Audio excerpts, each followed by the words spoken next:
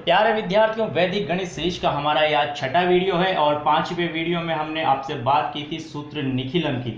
वहां पर आपको सूत्र निखिलम में हमने आधार और उपाधार विधि से प्रश्नों को हल करके बताया था, लेकिन केवल आपको दो संख्याओं के गुणा की हमने बात की थी और वहीं हमने ये भी कहा था कि हम तीन संख्याओं का गुणा सीखेंगे अगले वीडियो में। तो आज उसी वादे के मुताबिक हम यहाँ पर हैं तीन संख्याओं के गुणा के लिए। जी हाँ, तीन संख्याओं के गुणा के लिए। तो तीन संख्याओं के गुणा के लिए सर्वप्रथम हम यहाँ पर हमारा उदाहरण लेने वाले हैं। सबसे पहला उदाहरण हमारा यहाँ पर है, हम आधार विधि का प्रयोग करते हुए यहाँ पर गुणा करने वाले। ध्यान से देखेंगे वीडियो को। 101, 102 और 103 को हम गुणा करने वाले हैं और तीनों संख्याएं जो हमारी है वो आपकी आधार 100 के पास है, आधार 100 के पास। तो विधि प्रारंभ करते हैं। सबसे पहले हम तीनों संख्याओं को यहाँ पर लिखेंगे, 101, 102 और 103। इसके बाद हम इन संख्याओं के ठीक सामने इनके विचलन लिखेंगे आधार 100 से। तो आधार 100 से आपकी पहली संख्या का विचलन है +01, दूसरी संख्या का विचलन है आपका +02 और तीसरी संख्या का विचलन है आपका +03। पिछली जो विधि थी, अगर आपने वो वीडियो देखा है नहीं देखा है तो प्लीज उसे देखिए, दोनों में अंतर समझिए, तभी आपको अच्छी तरह से सब कुछ समझ में आएगा। सर्वप्रथम हम ये जान लें कि हमारा जो दो संख्याओं की विधि थी, उस दो संख्याओं की विधि में हम दो समूह बना रहे थे, लेकिन आपके यहाँ पर तीन समूह बनेंगे। देखिए, पहला समूह, दूसरा समूह और तीसरा समूह। पहले समूह में आपको क्या करना है, अगर आप अपनी पहली संख्या ले रहे हैं तो आपको बाकी दो संख्याओं के विचलन यहाँ पर आपको लेने हैं।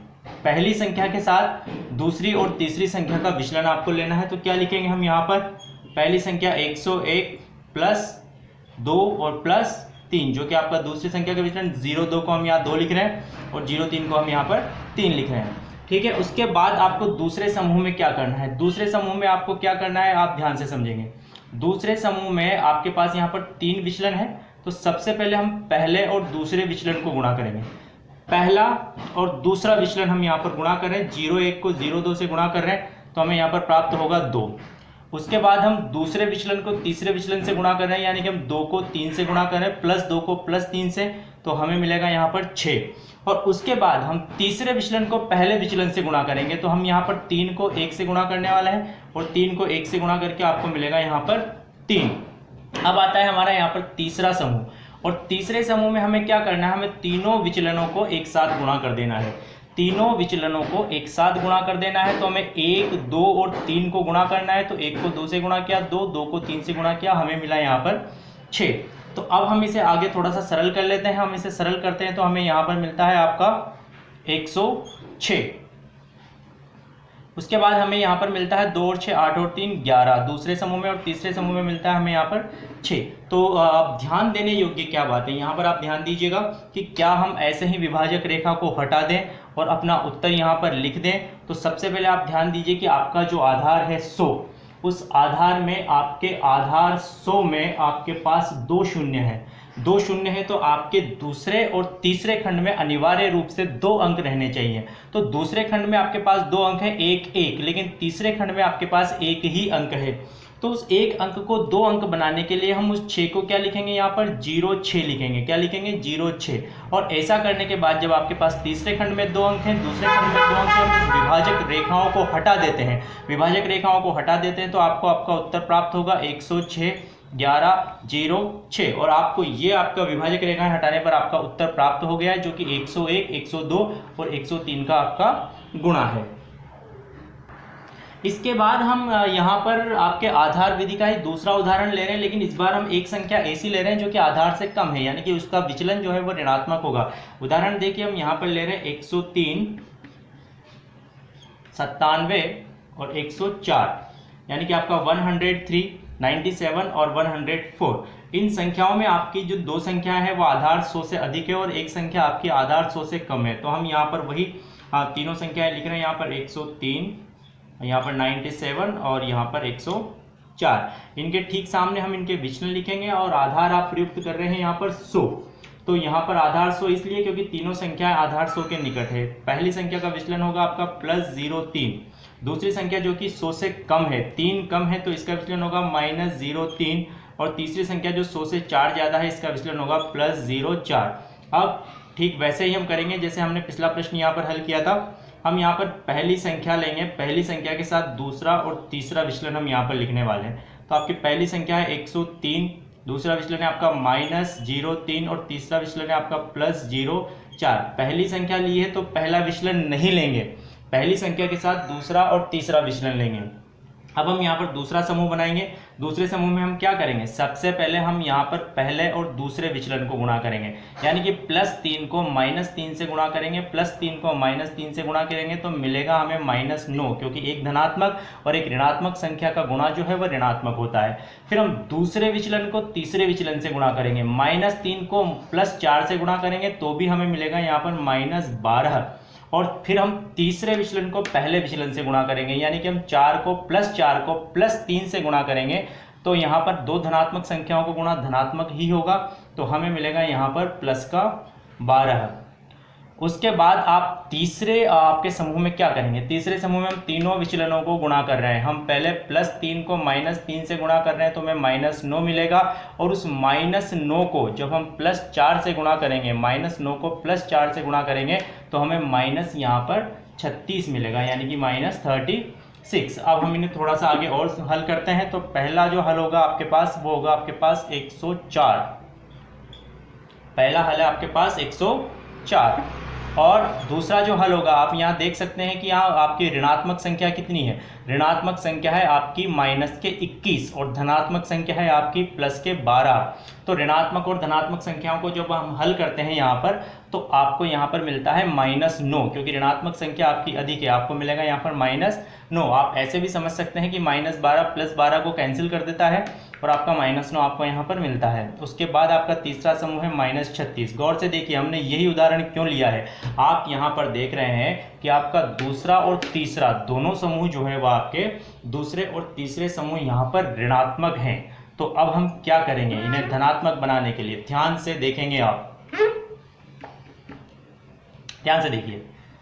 आप यहाँ पर आपका समूह है पहला 104, इस 104 की मदद से हम इस 9 को जो -9 है उस दूसरे समूह को धनात्मक बनाएंगे। तो हम 104 में से यहाँ से एक उधार लेंगे, जब हम 104 में से एक निकाल लेंगे तो हमें यहाँ पर बचेगा 103, और जो एक हमने लिया है वो अगले समूह में जाएगा, लेकिन अगले समूह में जब वो जाएगा तो उसका मान इस आधार 100 से गुणा करके, जो हम एक यहाँ से ले रहे हैं वो एक अगले समूह में इस आधार 100 से गुणा होकर बन जाएगा 100, और 100 में से हम यहाँ पर 9 घटाएंगे और तीसरा समूह अभी हम ऐसा ही लिख रहे हैं। तो आपको यहाँ पर क्या मिलेगा, आपको मिलेगा 103, और 100 में से 9 जब आप घटाएंगे तो आपको मिलेगा यहाँ पर 91, और अगला समूह जो है आपका वो है -36। आगे आप देखिए अब हम क्या करने वाले हैं, अब हम इस 91 की मदद से 91 की मदद से -36 को हम क्या करेंगे धनात्मक बनाएंगे। तो हम वही 91 में से हम क्या करेंगे, एक यहाँ से लेंगे तो यहाँ पर 90 बचेगा।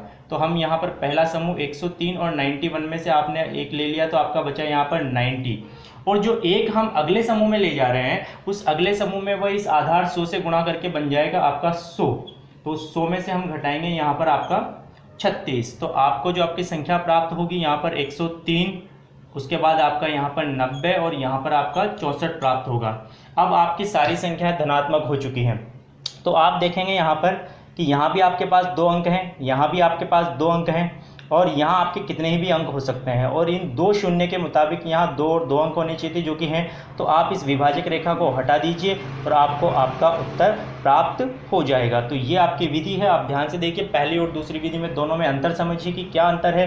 विचलन ऋणात्मक होता है, धनात्मक होता है, तो हम क्या करते हैं गणना करते समय सावधानी रखिए, तो आपका उत्तर बिल्कुल ही सही होगा। अब हम अगला उदाहरण लेने वाले हैं उपाधार विधि के लिए। हम ऐसी संख्याएं लेंगे जो किसी उपाधार के निकट हैं। तो हम संख्याएं ले रहे हैं यहाँ पर आपका 32, 26 और 29। आप ध्यान से देखें तो ये संख्याएं किसी आधार के निकट नहीं है, लेकिन तीनों संख्याएं उपाधार 30 के निकट हैं। उपाधार 30 के निकट है जो कि 10 का उपाधार है। तो हम इनके विचलन लिख रहे हैं। यहाँ पे पहली संख्या है आपकी 32, दूसरी संख्या है आपकी 26 और तीसरी संख्या है आपकी 29। तो आपकी जो पहली संख्या है वो 30 से 2 ज़्यादा है, तो उसका विचलन होगा आपका यहाँ पर +2। दूसरी जो संख्या है वो इस उपाधार 30 से 4 कम है, तो इसका विचलन होगा -4। और तीसरी संख्या जो है उपाधार 30 से 1 कम है, तो विचलन होगा यहाँ पर -1। अब हम यहाँ पर विधि वही हमने 3 समूह हम बना रहे हैं। और तीनों समूहों को हम हल करेंगे यहाँ पर। तो देखिए आपका पहला समूह जो है, उस पहले समूह में आप पहली संख्या के साथ दूसरा और तीसरा विचलन लेंगे, ठीक वैसे ही जैसे हमने किया था। तो आप लेंगे यहाँ पर 32 - 4 - 1।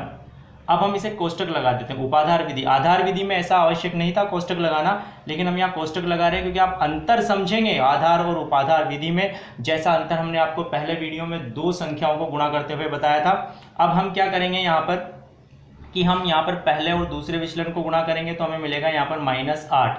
फिर हम दूसरे और तीसरे विचलन को गुणा करेंगे, -4 को -1 से गुणा करेंगे तो आपके पास ऋणात्मक संख्या का गुणा धनात्मक होता है। माइनस को गुणा करके आपको प्लस की संख्या मिलेगी, तो आपको मिलेगा यहाँ पर +4। उसके बाद आप तीसरे विचलन को पहले विचलन से गुणा करेंगे, -1 को +2 से गुणा करेंगे तो आपको मिलेगा -2। इसे भी हम कोष्टक में रख देते हैं।